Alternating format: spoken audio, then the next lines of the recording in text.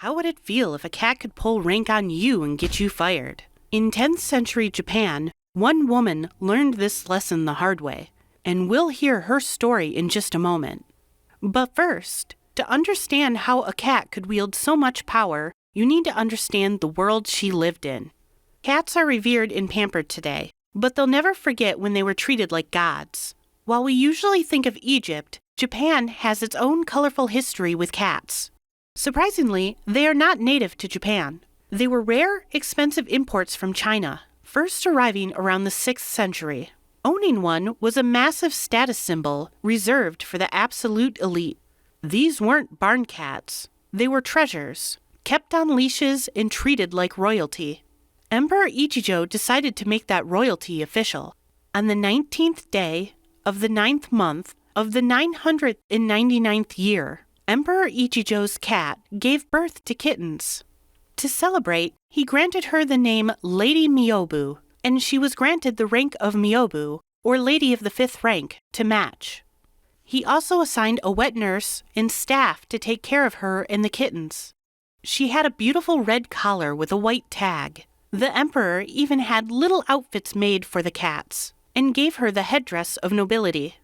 Good to know that dressing up your pet is not a recent invention. And the reason why we know all these incredible details, from the outfits to the dedicated staff, is thanks to the diary of Shōnagon. In her pillow book, she describes Lady Myobu as a very pretty cat who was treated with the greatest care. But one day, Lady Myobu's pampered life took a dramatic turn. Her nurse, a woman named Lady Uma, saw her lounging outside and called for her to come in. The cat, being a cat, ignored her.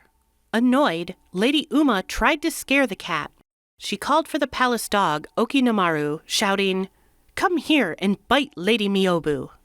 Poor Okinamaru was foolish but loyal. He took the order seriously and lunged at the cat. Terrified, Lady Myobu bolted for safety, running right behind the screen of the Imperial dining room, where the emperor just happened to be sitting. The emperor was furious.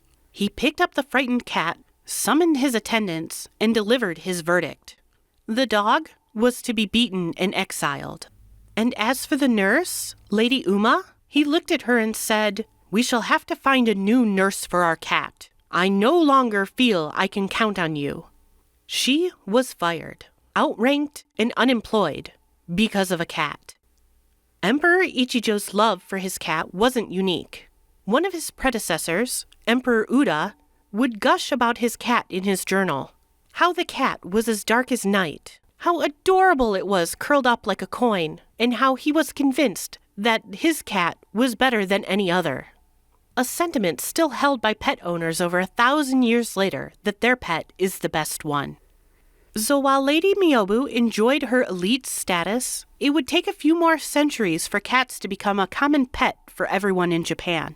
And when they did, their reputation for mysterious power only grew, transforming them into the supernatural yokai of legend.